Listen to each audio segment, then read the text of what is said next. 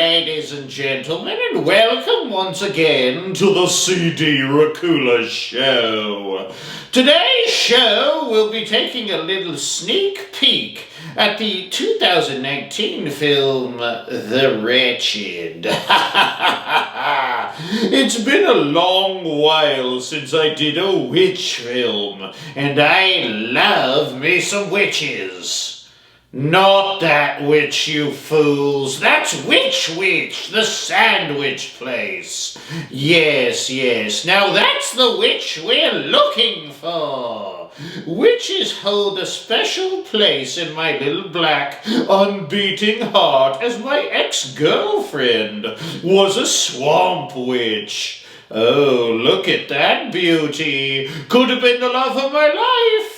It's a little tough for me to talk about because she broke up with me and won't return any of my calls. I'm not needy, I just want some attention 24/7.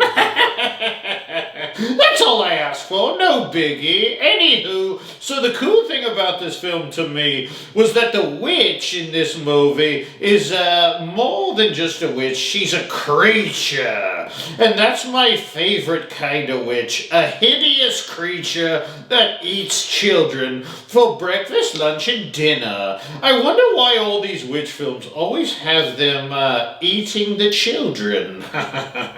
Maybe it's because back in the day, parents used to tell scary stories to their kids to get them to go to sleep. Like maybe a witch would eat you if you stayed up late. Either that or it's the Hansel and Gretel effect, you know. I'm fattening you little kiddies up with some candy, so you'll be a nice, tasty little snacky poo later. This grimy little witch makes her house not in candy, but under a tree that isn't really that far off from the beaten path of where the humans are living. Which brings me to the question, and hear me out here. If, say, Wal Mart decided to buy the land that the creature lives on and put one of its mega ultra stores right there, like, how would that work? They dig up the tree and find the old witch creature living under it, and would she, like, attack the construction workers or what? I don't know. I'm asking all the important questions today, that's for sure. So this wretched little creature likes to inhabit women, seduce and bewitch their men, and then eat the kiddies. Oh, isn't that just lovely? Witchy comes home one night inside of a deer carcass. You heard that right. Inside of a deer carcass, much like Tom Green in the film Freddy Got Fingered. I don't know who I'd be more scared of, Tom Green or the wretched witch. Anywho, so she inhabits the lady living next door to a teenage young boy, and that's when the funsies really begin, as they play a little game of cat and mouse with the teenage boy trying to oust her as a witch, and her, of course, trying to murder him savagely. Another cool aspect of the film is how when the witch entered the body of these women she possessed, she would start to decay and kind of get all gross and kind of dead looking. And then she would have to find herself another host, kind of like Invasion of the Body Snatchers in a bit. But she would wear them similar to Edgar in Men in Black. You remember the Edgar suit? Oh, give me sugar and water.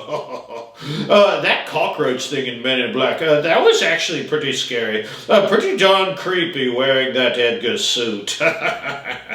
Anywho, so the witch and the boy do battle through the film, and it's all good fun, and more than a little scary. But what I really want to talk about in this episode is the ending of this movie. The ending seems to imply that the teenage girl Mallory has now been possessed by the Wretched Witch after we assume that the witch she was destroyed, right? She was gone.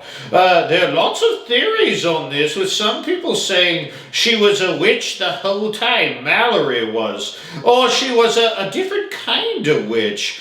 But me personally, I think it's straightforward that at some time or some point towards the end of the film, the witch got to her.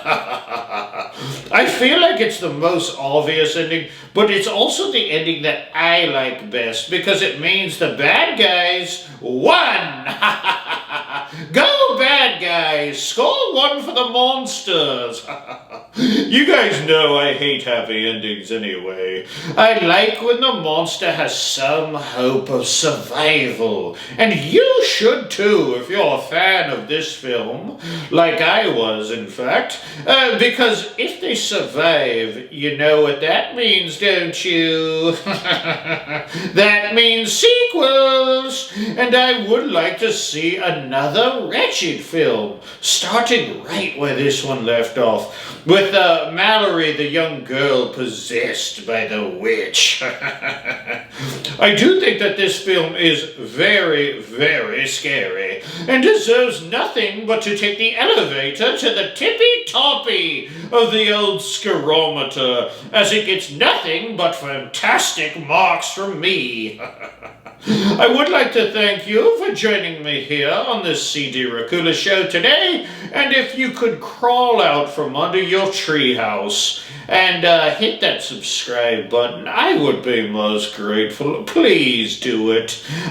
Please join me next episode as I take a look at what some people consider the scariest movie of all time. The Conjuring. I'll conjure up an episode for you guys very soon. So, till next time, my little blood bags out there in YouTube land, I'll see you next episode, and your little dogs too. Ta-ta, ta-ta.